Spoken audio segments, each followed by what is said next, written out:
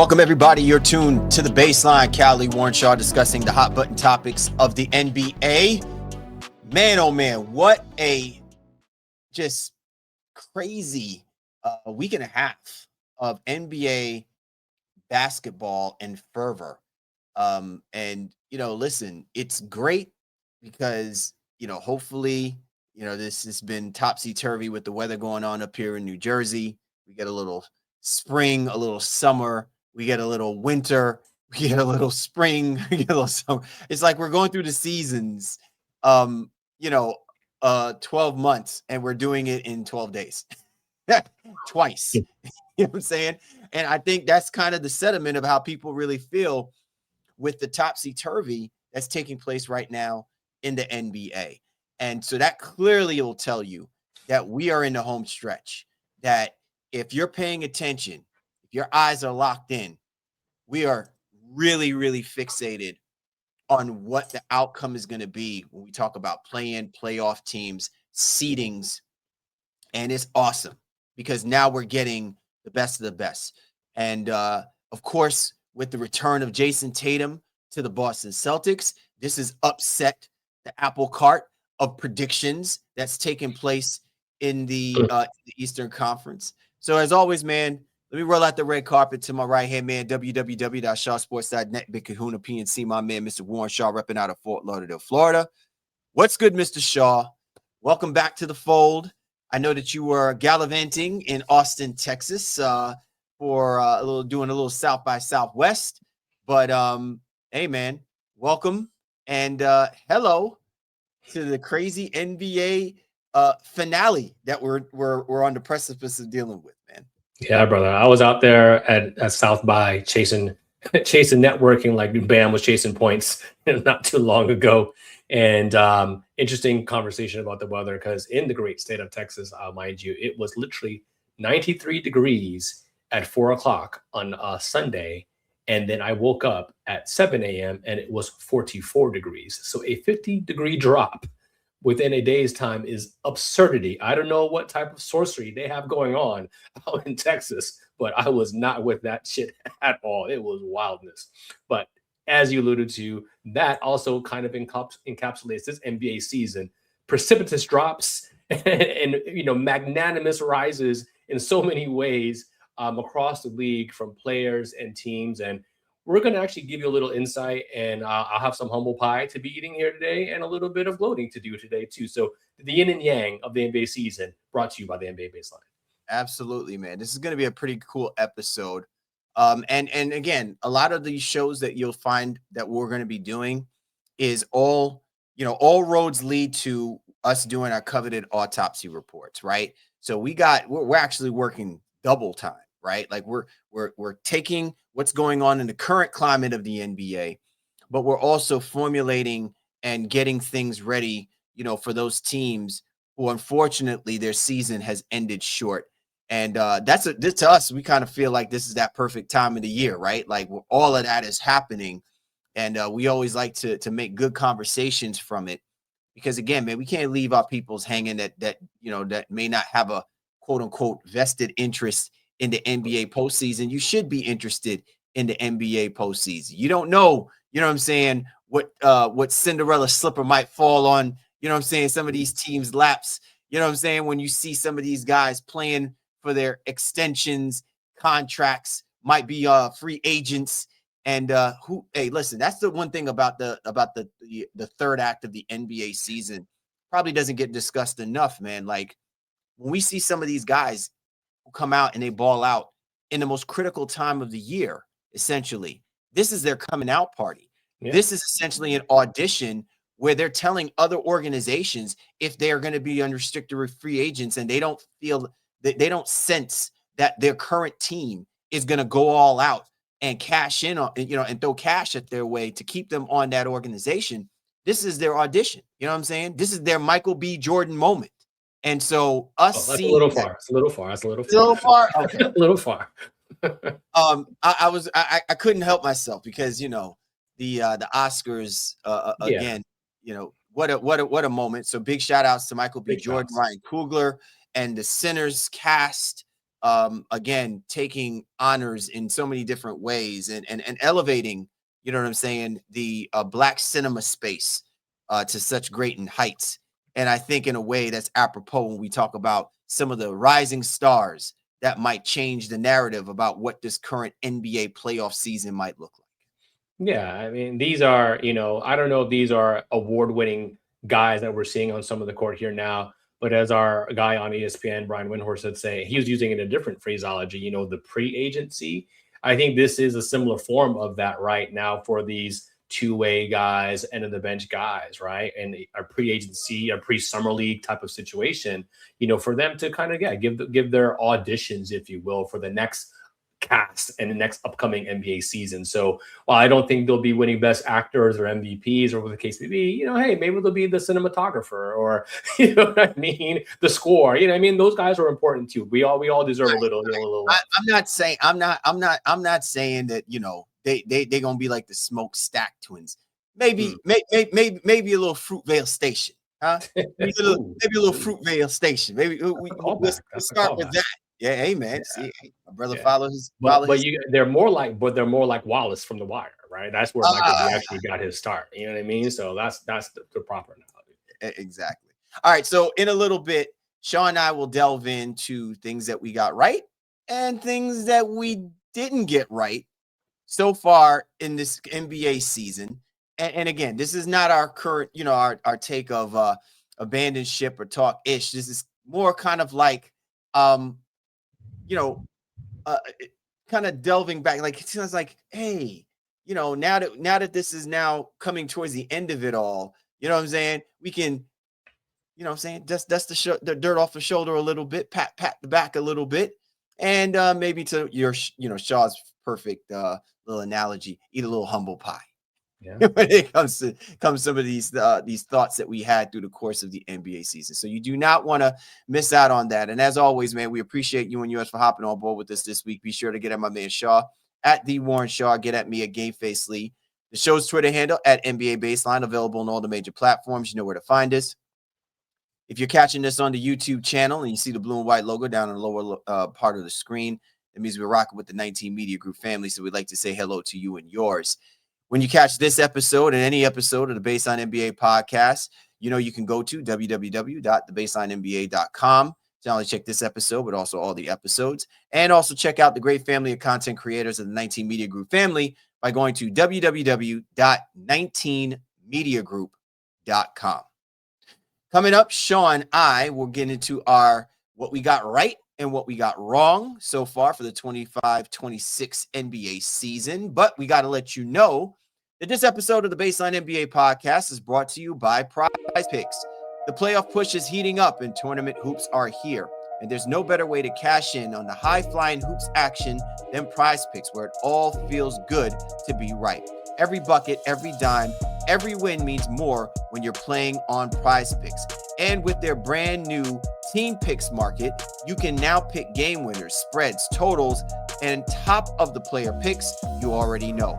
So cash in if you're right during all the clutch buckets, slam dunks, Cinderellas this spring with Team Picks on Prize Picks. And you can mix and match sports or leagues. Why not get into a little March Madness along with some NBA projections?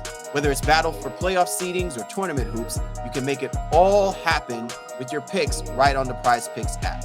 We love making team picks on Prize Picks, where we can even select who will win the league, MVP, or other awards. It's just another way to pick the sports you love, all on Prize Picks. So what are you waiting for? Download the Prize Picks app today.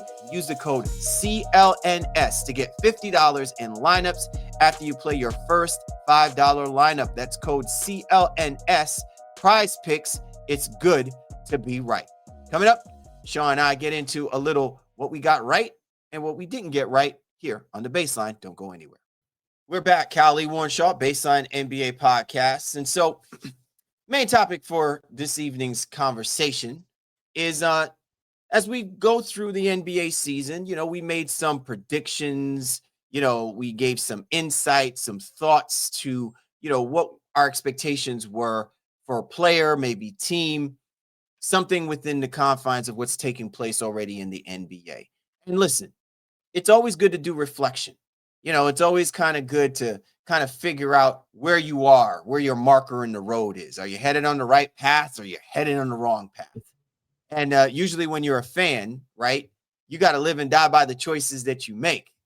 You can't be bandwagon jumping just simply because you don't want to admit to the fact that you didn't own the fact that you were right or wrong or whichever of the both.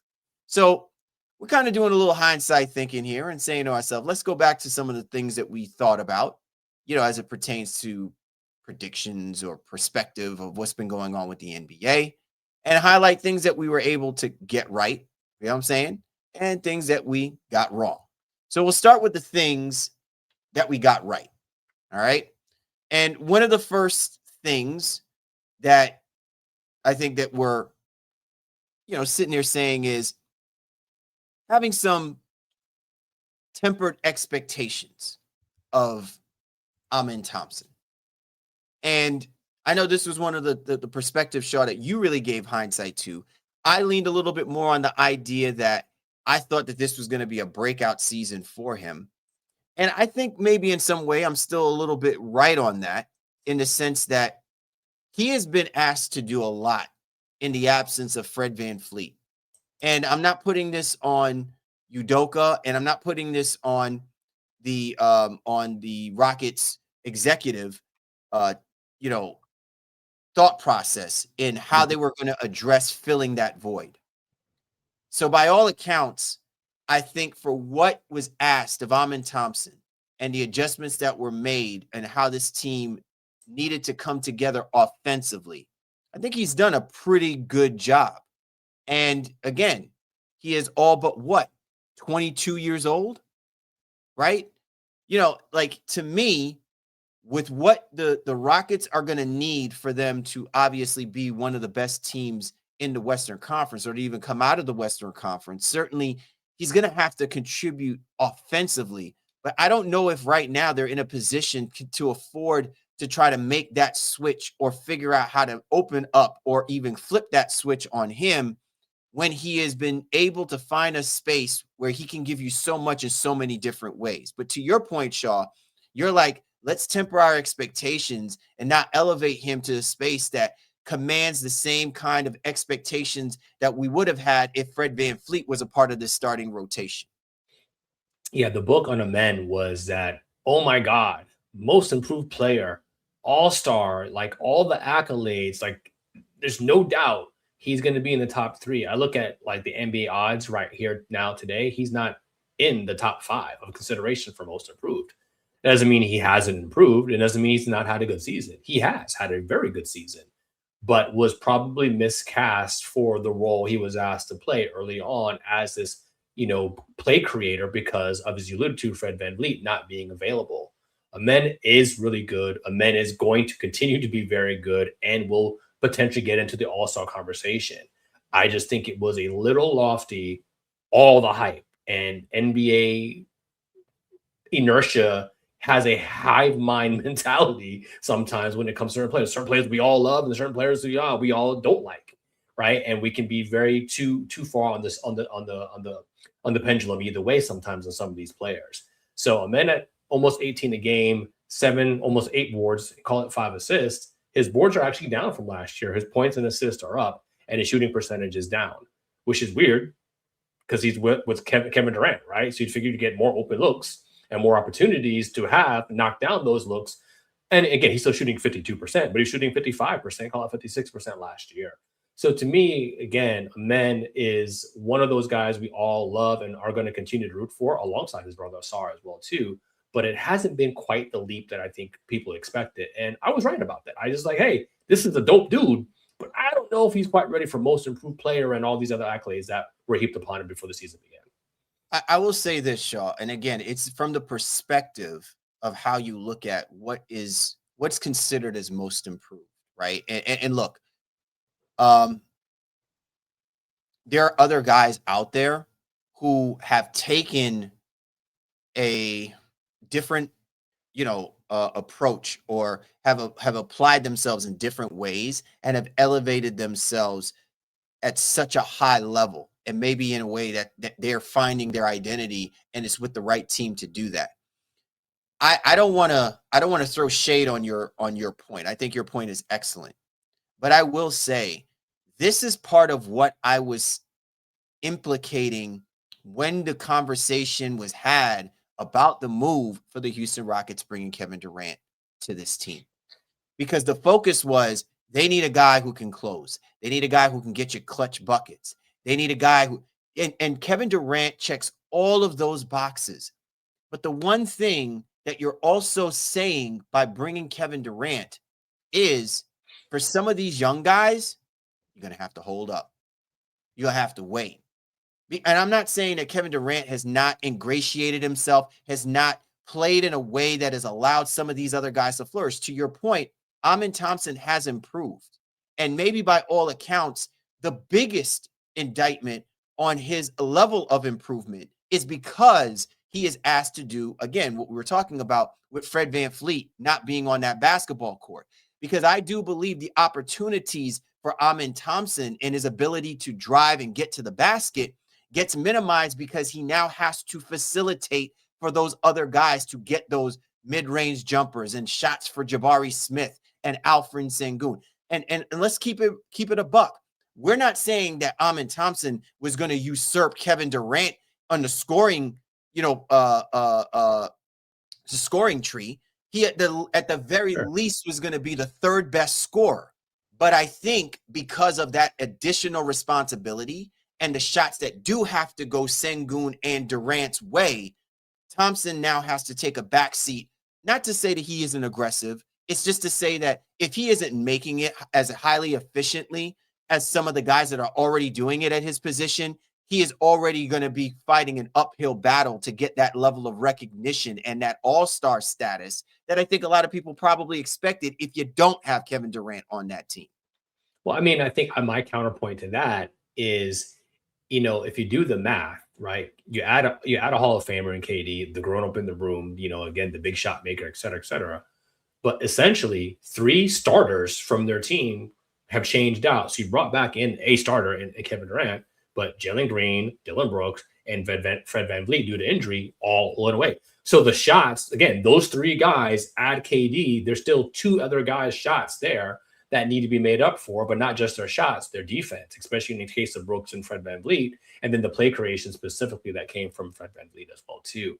And I think Amen has slotted in nicely, but he hasn't ascended in a way that many would have hoped and thought for. And that for me is where like the narrative on Amen has been interesting because again, these are not bad numbers. They're mostly raised across the board with the exception of the field goal percentage and the rebounding. But again, it doesn't seem to have the same impact. And maybe we'll see a different version of Amen come playoff time, right? But I think Houston has oscillated between being as high as 2 to as low as I think 6, in the West, and they'll probably fall somewhere in the middle of that. But this is the Rockets story, bro. Like, just wait. Just wait. You know what I'm saying? They're a team who, last couple of years, they look like they're supposed to be sucking up the play-in. And then suddenly they find themselves being like the 2nd and 3rd seed in the last couple of years. They somehow overachieved last year. Yeah. But like even last year, the year before, they were positioned to be the 2nd best team in the Western Conference until they hit that wall. And then they essentially dropped all the way down to like damn play-in. You know what I'm saying? So again, this is kind of, what you get with the Houston Rockets. And I think at some point it will level itself out when you actually have your full roster completely healthy and ready to go. But to your point, Shaw, I agree with you. Like in that particular instance, I think that's where part of that is a knock on Amen because again, there are those opportunities as well too. But I still go back to that dynamic of Durant and his impact and the dependency by which the Houston Rockets lean on him to score those basketball where those opportunities could probably go Amen's way. And I'm not saying by scoring, I'm saying clutch opportunities that elevate Thompson's recognition as being one of those important guys. He's important, but I think a lot of people felt like he's supposed to be uber important with what those expectations might be for what the Rockets gave you last season. All right. So let's go ahead and move our attention to the next thought of where you got it right. right? And you know, where you need to, you know what I'm saying, pat yourself on the back. I'd love to pat you on the back, bro, but you're just a little too far from me. But let's go ahead and talk about the San Antonio Spurs. And hey, you called it out. You said the Spurs are ahead of schedule.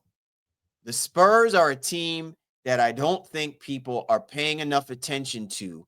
And this season may actually elevate people's understanding of why you were so highly on what possibilities could be for the San Antonio Spurs. Now, for myself, I personally thought that they were going to take a leap, no question. They were certified going to be playoff worthy. And I said maybe at best a 6 seed team, 5th, you know, type of thing, just because of the way that the Western Conference is so highly competitive, and you have a difference maker in Wemby that always puts you probably in those top 5 conversations and stuff. Whether or not he was going to elevate to the level that you are saying is, you know, oh my God, you know, we're talking about he may actually start getting possible nods for MVP conversations. And my goodness, right now, he's actually in the conversations for MVP. Whether or not that will or will not happen, the point is, you said that they were ahead of schedule, and by leaps and bounds, my friend, being the number 2 seed in the Western Conference, oh yeah, that's way ahead of schedule. Yeah, and I think even for me, I'm still even a little surprised. I didn't expect to be this right, to be honest with you, because I was like, all right, he should contend for MVP. I thought for sure he'd be a top 5 MVP candidate. I think a lot of people would have said that, right? I said, no, he could win the MVP. And while he's probably going to fall short of that because SGA is just a friggin' maniacal monster when it comes to the stat production. When SGA came off of the injury, you're like, all right, now the killer's out. Yeah. It's a PSA with SGA. That's what that comes down to. And you have to respect that. There's no doubt. But Wemby is firmly supplanted in there. You know, Jaylen Brown even had to walk back some comments he made earlier in the year when he said, I'm the best 2-way player in the game. They asked him again more recently. He's like, well, I'm the best 2-way human in the game, you know, because Wemby is an alien. He's not human. And I think there's a lot of people out there like, yo, because he's doing freakish things out there in the basketball court. But what has made me extra right about the Spurs, or even more right than I anticipated, was Stephon Castle also being way ahead of schedule in year 2. And his ability to command the game on both sides of the basketball. Yeah, he turns it over a little bit here and there. But man, he is a competitor and he knows how to get shit done. You know, the way he's hooping, especially now in this last stretch as well, too, post All-Star, amazing. And didn't realize the fit of Dylan Harper was going to be as seamless as it was. I was like, oh, the 3-guard thing, is that going to work out? They're so good. They just let Jeremy Sohan just walk. Like, yo, get up out of here, bro. We don't even need you. Just walk. And he went to the Knicks. He's not even doing anything right now. The Spurs are a class organization. Wemby is obviously the forefront of that, you know, the captain of the ship, head of the snake, whatever terminology you want to utilize. But Stephon Castle, Harrison Barnes, Dylan Harper, obviously De'Aaron Fox as well too, and Mitch Johnson on the sidelines. Class organization doing class things here to put the Spurs here in deep contention in the Western Conference. I don't know what I can say outside of what you just said, but I will highlight 2 important things. I feel bad for Stephon Castle, bro. I really, really, truly, honestly do, because he could have an opportunity to probably get most improved, right? In his 2nd year. He could probably be defensive player of the year. And all of that may get usurped by whatever it is they may hand Wemby, because they may not be able to give him the MVP. You know what I'm saying? Like, and Wemby could be positioned to be most improved from just the numbers that he's giving you that are MVP-like, that it rechanges the narrative about whether or not you should or you shouldn't give it to him. And listen, I'm sure Wemby would be like, I appreciate that, but that's not what I'm shooting for. I'm shooting for MVP, right? And that, to me, again, we're not even talking about the impact that Stephon Castle has had on this team. But you know a team is dangerous when you arguably have 2 of your best players that are 2-way players. Yeah, Area 51, man.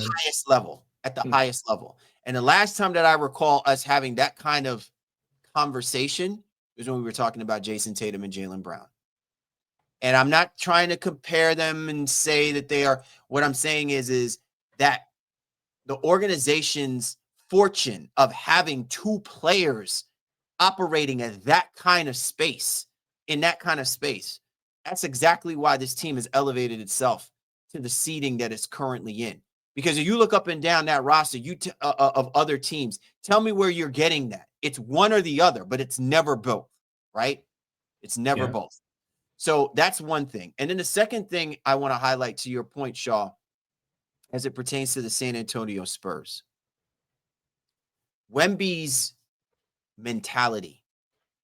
I thought the one thing that he would have lacked is the fortitude, the toughness, because I thought it would be easy that teams are going to try him, not because he's tall and lanky or whatever, but because he comes from a space where I don't know if whether or not he understands how to play basketball physically with other guys in the NBA without it look like you're a cheap shot artist, without it looking like it's a clown move.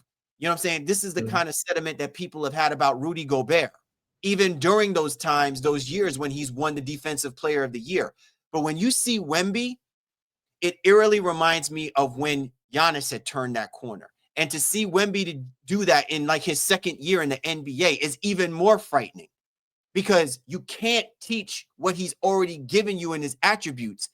But what he now has adopted is a killer mentality, and one of which that actually should put the fear in other teams who at one point may have had a decidable advantage maybe in their role or position, and you've got a guy on a roster who literally can play all 5 positions if he truly wanted to. If he put his mind to it, he could actually want to do it. And there's not a damn thing you can do to stop that. And that, to me, knowing that, and you're playing around that, you're situated around that, you're coaching that up, you know what I'm saying?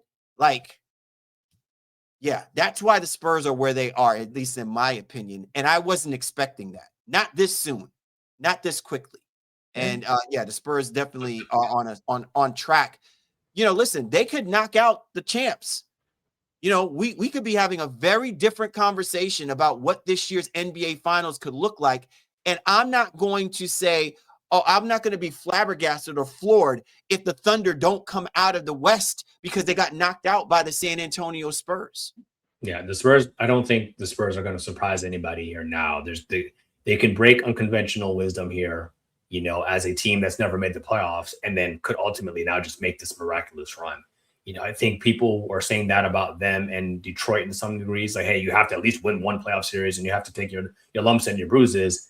But the Spurs seem poised to take, again, a leap and not really be deterred by some of that young man. Oh, we're the new kids on the block type stuff. Last thing I'll say too, because like just really shout out the entirety of the roster. Julian Champagnie, they've unlocked him in a way that I just wouldn't have expected. So he's just knocking down stuff. Brothers, man, I've loved them, man. They're good. They're good pros, and they're going to be in the league for a long time. But he's had a major role. Even sent Harrison Barnes to the bench, and Harrison Barnes started off the season extremely well. And Keldon Johnson, a guy that was much maligned and somebody they were thinking about moving and trading off of because of the other pieces they've acquired, slotted him into a nice bench role where he's accepted it and has come off and has low-key consideration for 6th man of the year. Like, it's just a remarkable turnaround, all things here in San Antonio. All this still in the wake of Greg Popovich, you know, having to retire with the medical stuff. Like, it's just amazing what they've been able to do. And yes, Wemby is the center of that and has been the key, the skeleton key to unlock it all. But man, they've just done a great job, the entirety of their organization, from the roster construction down to even picking their next coach. Last thing I'll say before we move on to our next got him on that. But your point about Mitch Johnson, what Mitch Johnson is doing, I know that he's probably not going to get Coach of the Year, albeit I think he should. I think if you elevate the San Antonio Spurs to such a degree to what they look like, I understand it's easy because you have Wemby, but I think what Mitch Johnson has done in being able to position the Spurs team that, yes, while Wemby is a difference maker, and I'm not snuffing that, what he's able to do with everyone else and get everybody on the same page and get everybody to step in and step up, because there have been nights where Wemby has not had it, right? And I think it's just so easy for us to say, oh, what's going on with Wemby and this, that, and the third. But to see the rest of that roster have opportunities to flourish, and they actually are doing that, that is a testament to Mitch Johnson's ability to coach this kind of talent, because it could go sideways so soon. And like most coaches who get a generational player like Wemby, you lean too much into having it and you abuse the privilege of coaching that. And somehow they were well over 500 with Wemby out. And that's when people thought, oh, now they'll come back to earth. And that did not happen. So that's a complete testament to him.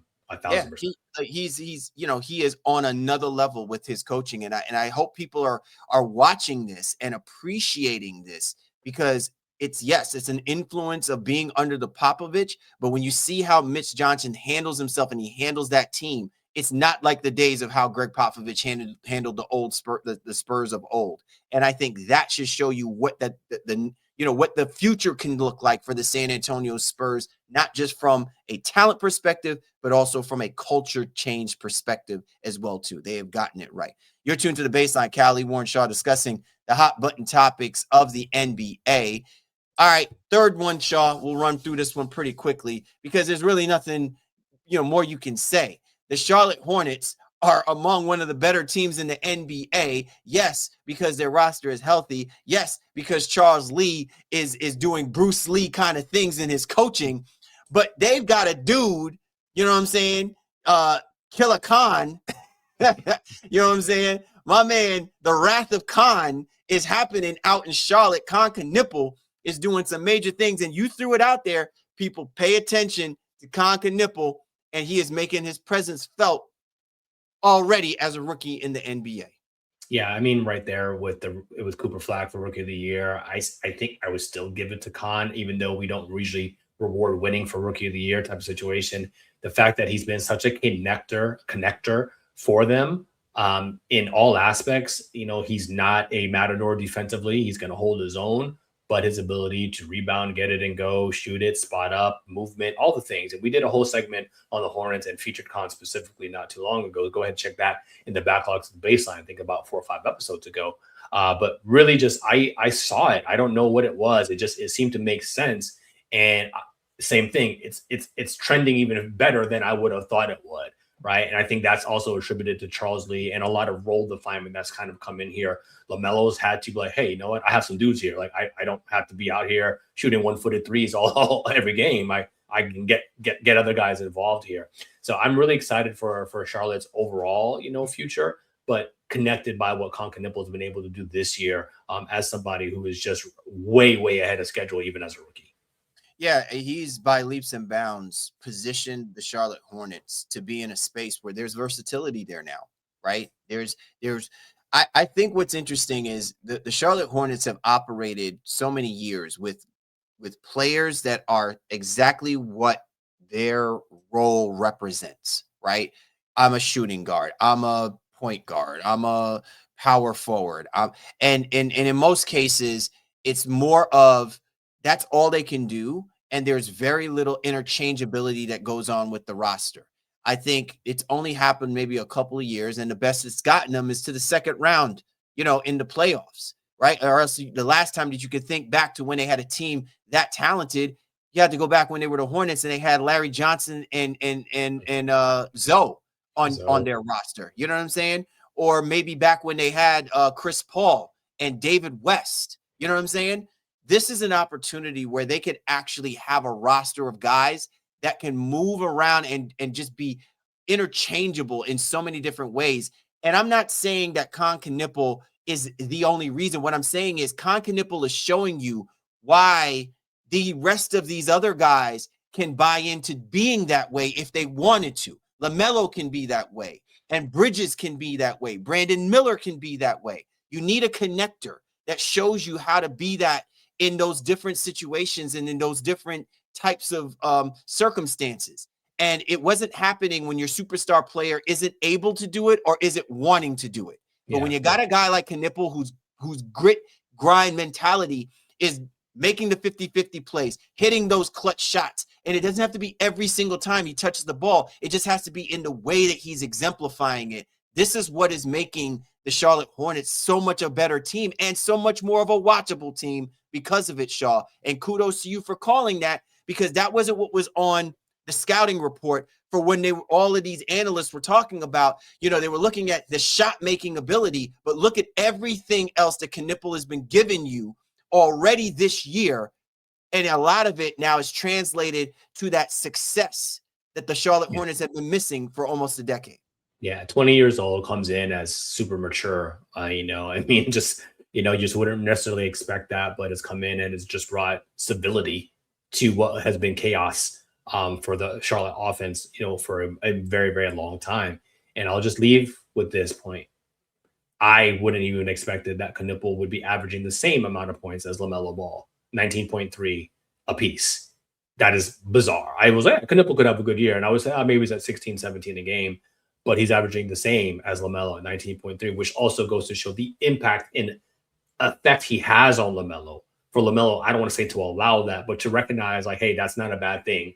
I don't need to be the 28, 30 point per game guy anymore. Like I said earlier, he's averaging the same. He's averaging under 20. Brandon Miller is the leading scorer on the Hornets as we record right now.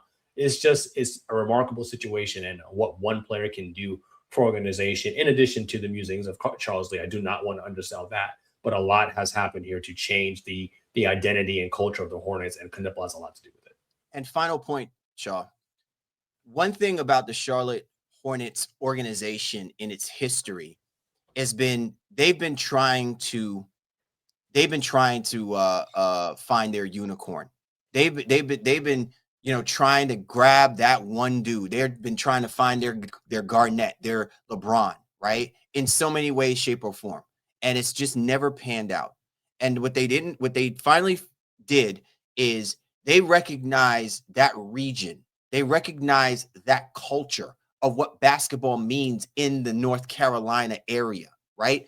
North Carolina is known more for college basketball and the blue chip players that come from those different other spaces and come play for prestigious basketball and are constantly competing for NCAA titles. And the Charlotte Hornets had a kid in their backyard that people know. He's part of that fabric. He's a part of that community. And I think part of that has also allowed the organic appreciation of growth to love watching the Charlotte Hornets as well, too. And we're not even talking about that. But Knueppel coming from Duke, doing what he did, and now he's doing it in the backyard. For the people in Charlotte are so loving the Charlotte Hornets organization because they finally are recognizing what makes them want to come see basketball in their backyard. And that kid has been doing it when he was in college, and he's bringing that right with him to the NBA, and he's now making the Charlotte Hornets and the rest of that roster in the way that they play a watchable product, which I hope will continue for years to come. Shout out Jeff Peterson, general manager, making it happen. Absolutely. You're tuned to The Baseline. Callie, Warren, Shaw discussing the hot button topics of the NBA. Coming up now, Shaw and I got to do the things. We got so hyped up on the things we got right. Now we got to talk about the things that we got wrong. Yeah, man, we should have flipped this. Should have ended on a high note. But it's all good. Don't want to, you know what I'm saying, but you know what? I've also found too that our listeners love to give us shit as well too, right? They love to get on top of us. So this is your opportunity. Pause, you know what I'm saying? All right, Barry, this is your opportunity to get at me. You know what I'm saying? I'll take the bullets for it. Don't miss it here. Don't miss this. Don't miss this. You're to The Baseline. Callie, Warren, Shaw. Don't miss us on this next side. Come on. You've earned this. Now it's time to embark on your own personal adventure. Book your vacation with exquisite travel and tours today. Explore the world and discover yourself.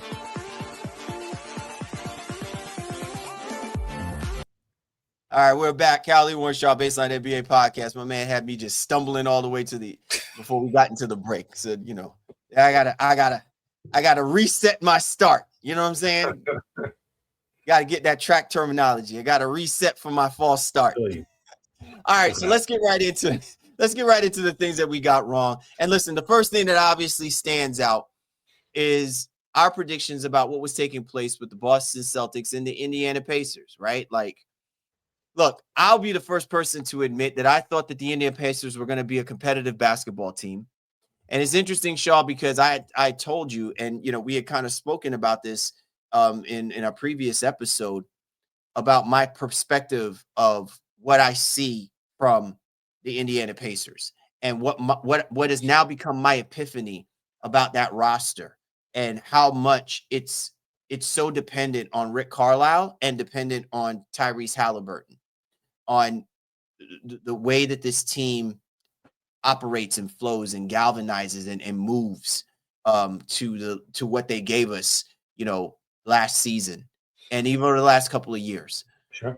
And again, it's not to slight Pascal Siakam, and it's not to slight Nembhard, and it's not to smite Nesmith, but this was an opportunity for those three guys, despite not having their floor general on the court, to go out and at least put people on notice that they're still a good basketball team and that they will and can compete and at least be respectable. May not make it as a top 6 team, but they should have been playing worthy, and they've fallen so far short of it. Whereas on the flip side, because of the injuries that happened to Jayson Tatum and Jaylen Brown towards the end of the season, and obviously being embarrassed in the playoffs against the New York Knicks, and then them gutting the roster, we were sitting here saying the Boston Celtics, this is a gap year for them, right? And there's no problem with that, because clearly this is about coaching and development and seeing some of these guys take a step forward to being the kind of players that is going to help Jaylen Brown and Jayson Tatum when they come back in the 26-27 season. And oh my word, they are the second best team in the Eastern Conference right now, and they only just got Jayson Tatum a week ago. And that, to me, listen, I'll take L's all day for that. I'll take L's all day for that. I'm sorry, Sam Hauser. I am sorry, Peyton Pritchard. I'm sorry, Kata.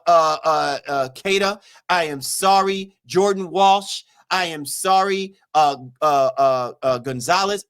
Every single player that is currently playing for the Boston Celtics right now, my bad, my apologies. I clearly misread how competitive a team you guys truly are. Yeah, I think diametrically wrong on either end of the spectrum, right? So we both have these teams in the middle, maybe between 8 and 6. And I think from the Pacers, when we last saw them coming into the season, hey, they're off a finals run. So yeah, Halliburton is obviously the star, the straw that stirs the drink, so to speak. But Carlisle and company and Siakam, and they have enough. Like, they'll still be competitive. They'll still be scrappy. And what is the line from the House of Pain? Pack it up, pack it in. The Pacers packed it up so early in the season. It was like, nah, bro, we ain't for the shits. We out of here. Let's go ahead and tank and see what we can do to get right for next year. That was just bonkers to me, because I think, again, we just were fresh off a miraculous run, a high that had a lot of us fooled. Like, oh my God, we doubted them, and then we put faith in them, and then they're like, nah, don't worry about that. So we'll see if they'll be back again, as we talked about on our last episode. But to me, their sinking is probably just as surprising as, I think, as Boston's overall ascension. And when you look at the rosters themselves, right, I think because we just saw Siakam in the finals, we were giving him the praise, in essence, of being able to elevate. And we saw the Celtics lose in the sporting faction in the second round to the Knicks, shooting too many threes, banged up, et cetera, gap year incoming. And we underestimated what Joe Mazzulla was about. There was no packing it in for him at all. I want to highlight something about what you just said regarding Joe Mazzulla. And let me say this as well, too, because I want to make sure I give Joe Mazzulla his props. I've always, again, Shaw, when we've had our conversations about Joe Mazzulla, I have always been someone that's just like, man, I don't know what to expect from him. But the one thing that I can at least respect is he's going to be true to who he is. And he has been true to the fact that he's like, you want to shoot threes? You want to shoot threes all day? I don't care. But what I need you to do is come play this defense, right? And so when he came and took over for Udoka 3 years ago, the one problem that I had about this team shooting all them damn threes is that they weren't making the kind of effort to rebound the basketball, and they weren't making the same kind of effort to defend. I said, if the Celtics get back to being a better team defensively, they will wind up winning this championship. And that's what they did, winning the championship a couple seasons ago, right? And then this past season, yes, despite certain injuries, Porzingis not being fully healthy, Jrue Holiday took a step back and everything like that. And the reason why I'm giving you all this history, Shaw, is going into this season, right? I went back on what I was saying regarding Mazzulla because by all accounts, the Celtics should have beaten the Knicks. They had opportunities to move on from the Knicks, even if we weren't confident that they were probably going to come out of the East. We felt like they should have beaten the Knicks, and they had them on two separate occasions in that playoff. And to me, I can obviously say, yeah, Tatum going down was an afterthought, and it was after they were already losing that game and are going to get knocked out. My biggest pet peeve was with Mazzulla and how he coached that series. And I said, I don't know if it's arrogance or stubbornness or what, but I would be very interested to see what Mazzulla was going to do this coming season, because the accountability is making sure that those guys that now are on the roster are going to make up for the things that you went and Brad Stevens went and got you with the guys that he brought in for that championship team. Every single one of those guys have stepped up. Mazzulla has gotten and maximized what we can from them. They're not going to be the best team coming, out of the NBA. I don't even know if they'll come out of the East. It's up for grabs. But I will say this. If Tatum and Brown and everybody buys into the way that they can defend the basketball like they did a couple seasons ago, they are not the team you want to be dealing with when it comes to the playoffs, because that kind of fearlessness in Mazzulla as a coach cannot be matched by any of the other coaches that are going to be participating in the Eastern Conference playoffs scenario come this season. Every team in the league has ebbs and flows. Every team in the league has players who will hey, you know what? A 5-game stretch, a 7-game stretch, whatever, they do their thing. Mazzulla expects that. He understands that's going to be the case, and he knows when it's the right time to pull the plug.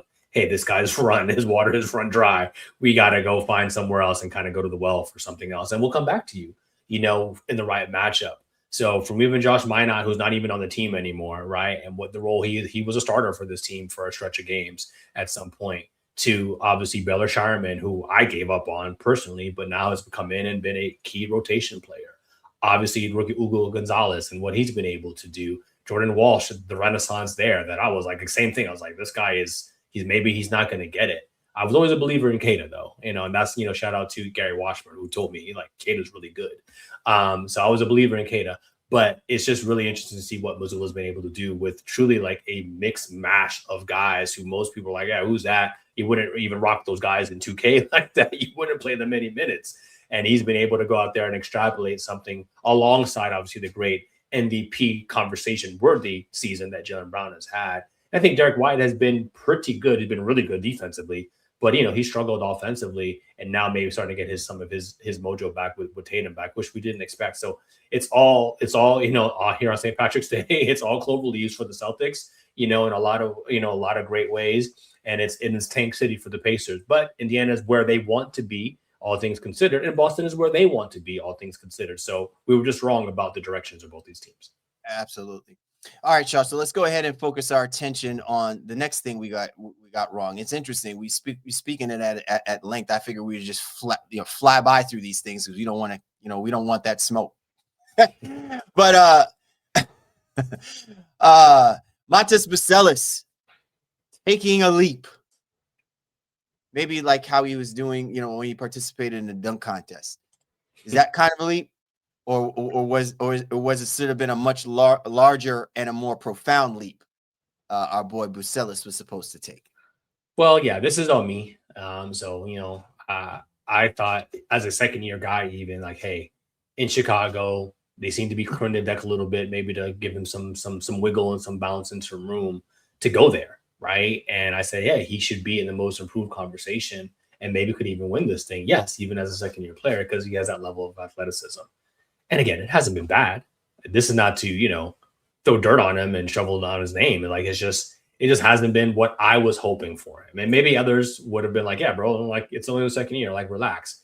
I saw the athleticism, saw the fearlessness and the competitiveness and thought, oh yeah, we have a beast on our hands and Chicago should be clearing the decks. Well, they didn't really clear the decks, until the All-Star break, for that in essence to happen. And he's playing actually pretty well now to kind of close the season. But Giddey's the mainstay on that roster. And that's fine. But like Yabusele's here now and gobbling up some of those minutes. And, I think Bacelis is still trying to find his way and find the consistency that I was expecting from him as a second year, wing forward. Who just has all the athleticism in the world, but still got to work on his overall shooting percentages and definitely some of his play creation. But I still think he's a competitor. It just wasn't, quite the monster season and breakout that I was hoping for. Here's the thing, and I'm just going to highlight it by saying this. This is why I think some of the questions about Billy Donovan still being the head coach is going to come into play. If the Chicago Bulls organization sees a future with Bucelis, and I'm not saying that Giddey shouldn't be considered in the future as well, too. But I feel like Donovan favors Giddey because he operates very similarly to the kind of guard play that Billy Donovan has had access to over the years and how he coaches the teams that he's had, the ability to coach for, even when he was with the Oklahoma City Thunder. There is a pace of play kind of thing going on. I'm not saying he's slow or whatever. I'm just saying there's a more methodical approach that Billy Donovan takes to how he does his coaching. And a guy like Bucelis, he's like a thoroughbred. He's basically like what the Atlanta Hawks are basically have done now with Kuminga. You let that thoroughbred just go. Let him run. You know what I'm saying? Open range. And if he loves it, he will return. He will come back to you. He will bring you your bounty. Okay. And Bucelis is the kind of guy that I think he needs that kind of runway and kind of length, which means you're going to get ebbs and flows with that level of excitement and explosiveness and athleticism, to your point. I just don't know if it can happen playing under Billy Donovan. Now, I'm not saying that he can't make adjustments. I'm saying he's young and he doesn't know how. And I don't know where that level of patience is going, because we could have made the same kind of conversations about Lauri Markkanen and a lot of the other younger international players that have gone through the Chicago Bulls staple. Okay. But the only sound that people are still familiar with is their intro music. They're not familiar with some of these common faces that are on this team because they're not consistent enough. Now, Giddey is one of those guys, and I think he's going to help them along the way. But I think they're going to have to figure out the identity, and whether Bucelis is the kind of guy to make the adjustment to whatever that identity is goes a long way to going into what you were talking about, saying taking that next leap or that next level or showing you that next elevated step. Yeah, I think things have happened numbers-wise. He's playing 11 more minutes a game. He's averaging almost double his points. He was at 8.6. He's at 16.1. So that's clearly a big leap in the 11 more minutes a game. And the efficiency slightly down, field goal percentage, shooting exactly the same from 3 at 36%. So again, good, just good, like really good. But I just thought there was going to be more for Chicago in essence, for him, in essence, to be a leader. And, I think he's like, what, 4th or 5th in terms of scoring on the team. And that's because of, the machinations. And I appreciate you, blaming my flaws here on Billy Donovan and maybe some of the systems here, but it's just interesting, like I said, because I think people listen to this like, oh, what are you talking about? He's averaging 8 more points per game. And I get that. I just had I don't know what I thought. Maybe I thought 18, 19 a game, 52%, and 36 to 37% from three. And again, most improved consideration. And maybe it's lost in Chicago's. What's his plus minus? What's his plus minus? I'm very curious. You able to look that up? What's his plus minus? But let's just look at the last 5 games, right? -4, 8, -25, -10, 26. You see what I'm saying? Like that kind of roller coaster, is not befitting of someone who, to your point, Shaw, what your expectations were is what he's giving you is helping and impacting the ability for Chicago to stay as competitive as they somehow miraculously have been over the last couple of seasons. Even for a level of mediocrity, there's still a future of seeing some kind of movement forward for the team. If he's playing at this level, right, scoring this many points, but he's still not having that kind of an impact, it means there's still something missing to that game. There's still something that's not clicking just yet that is going to impact regardless of him getting those additional numbers. And so that to me is the point that I was making with regards to Bucelis. Yeah, well, he's a minus 2.6 on the season. And, I think plus minus, again, it can tell positive, it can tell a negative story. The rest of the team is, not all that amazing. They're not having the same level of success that they've had in previous seasons as well. So, but shout out to Matas, man. I think, he's a good one. He's improved. Maybe, He's improved. There's no question. So, you know what I'm saying? But to your point, and we talk about this with a couple of other guys, right? Like there are some players who they may need a alpha player next to them or a 1A player next to them to elevate them to what we thought that they were going to be able to do on their own. And there's nothing wrong with that.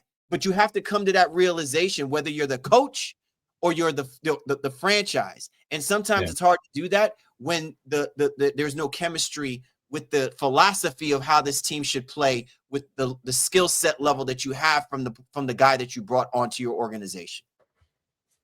All right, Shaw, final one. Phoenix, the Suns being lottery fodder. I like how you put that. Being lottery fodder. All right. Almighty fodder. No, but lottery fodder, right? So let's speak about the Phoenix Suns real quick. Hey, they basically gave two middle fingers to any inclination that we believe that this team was just going to be one of the worst teams in the NBA. And I signed on to that aspect of it as well, too, because I just thought this was just a motley crew of basketball players. And who the F was Jordan not? You know what I'm saying? You know what I'm saying? And he basically is turned them around, and he has elevated the Phoenix Suns to being a legit danger team for anyone that's going to basically deal with them come playoff time. And that is remarkable.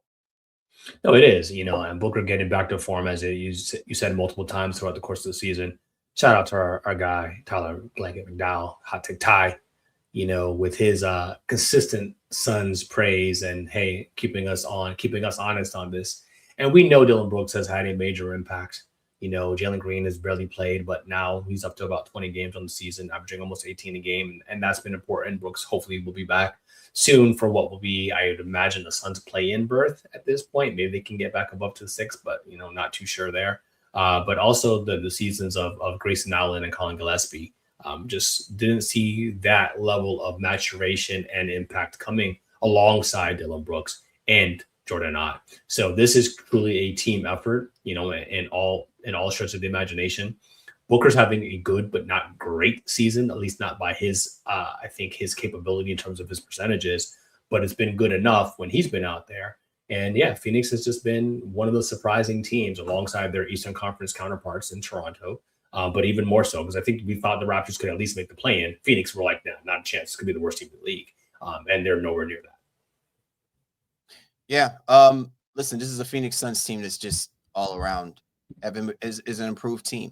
I think there's one thing that I think people should pay attention to when it comes to this Phoenix Suns team, Shaw, is Jordan Ott is putting all of these guys in a position to show you whether or not they can make it in this league. You got a lot of castaways on this roster. You got a lot of guys that maybe second tier role players on other rosters, right? And yet he is getting the most out of them, and they're collectively all contributing in some way, shape, or form. Even to some degree, some of these guys are playing out of their position, and Jordan Knott's still getting them to play effective minutes. And I think that just speaks volumes. So while I agree with you when it comes to Devin Booker, that his numbers don't look Devin Booker-like, the mentality of the sacrifice that Devin Booker gave for those other guys to thrive and play at an elevated level, I wasn't expecting that aspect of it, but I certainly don't mind it because that side of Devin Booker is not impacted by the expectations of what the Phoenix Suns would ultimately need from Devin Booker should they get into play-in or should they get into playoffs. There is no question that unless they have a fully healthy Dillon Brooks, they got Jalen Green fully healthy, Devin Booker has got to be that guy to basically go out and act like he wants to drop 71 like he did on the Boston Celtics. That's the only way that the Suns are going to probably beat any of the teams that are going to be in their path when it comes to the playoffs. But let it not be said that they don't even get to this point if there were certain sacrifices that weren't made, that Jordan Ott didn't elevate and extrapolate out of the rest of those guys to put them in this position to even have that conversation. Yeah, I think they're going to have an interesting time to see if they can actually get into the playoffs. Like, I think we are still a ways from that. But either way, this season is very much a success. And if they do get in, they're going to be held to play because I think Brooks will be back, by then. And who's going to want that? As a top seed, you don't want those problems. Like, you're going to come out more battered and bruised than you would, playing another team. And Brooks and Booker are antagonistic. Like, they like that shit. They're really like that. So for me, I think especially if you're a young San Antonio team and you end up with that, I don't think the Spurs are afraid. It would just be like, but it would be an interesting test for a team, again, that is untested like them in the same way. So let's see what ends up happening the rest of the season. But either way, Jordan Ott, Devin Booker, Dillon Brooks and company, what a hell of a season. You proved us wrong, man. You made us have to eat our words. And it's really exciting, to be wrong for the right reasons. Absolutely. And to that point, Shaw, I was just going to say, damn, if not so much good coaching taking place this season, would Jordan not be considered coach of the year? Yeah, I honestly think that this could be tied. I'd be surprised if there's like some sort of unanimous winner. I understand JB's done a great job in Detroit. Mazzulla's getting a lot of consideration for this. But I agree with you, man. I said this, on our guys' podcast here, Ball and Buds, that I was like, yeah, why is Jordan Hahn not being more highly touted? Like, this is a miraculous job by most people's accounts. But this goes to the one thing, and this is another conversation for another day, but I'm going to, basically I'm put the bug in your ear on this, Shaw. This is part of the reason where I think the NBA really needs to start considering their NBA awards a little bit more holistically, because I think if you're really trying to highlight and profile the greatness of what the game can potentially be, especially as we start getting to this conversation about adding 2 more teams to the league, okay? You really should start considering conference MVPs, conference coach of the years, and really playing that up as a lead-in to ultimately being the league MVP and ultimately being the league coach of the year and things of that nature. I just think that we're spending way too much on the idea that there only has to be one, and we're not doing enough of highlighting what is elevating the competition and consideration for those guys to be in that. You know what I'm saying? Like, if you're someone who's going to be considered MVP, you should also be, for your conference, the top dog, right? Sure. So we should be talking about Cade Cunningham and maybe Jalen Brunson or Jaylen Brown. And if Jaylen Brown winds up winning conference MVP, then there's no question he should be one of those front runners to be considered for the league MVP. And even at the same thing, if you win conference MVP in the Western Conference, they could be 5 or 6 deep. But it's telling you that obviously, if you came out of there with that many people, you're probably going to wind up being league MVP. But now we know all of those guys, right? And that, to me, I think is something that we have to seriously have a conversation about down the road, because guys like Jordan, we only talk about them when the team finally makes it into the playoffs and knocks off, they play David against the Goliath and upset a seed. But we should be talking about a hell of a lot more if the conferences were being acknowledged a lot more. Well, it's a complicated conversation. I think on one hand, we have those like, participation trophies and everybody, it's traditionalists. We only want it to be this one way, but we know other sports do similar things, right? But then also from the league's perspective, they're always about the dollar. Here's another, advertising opportunity. You know what I mean?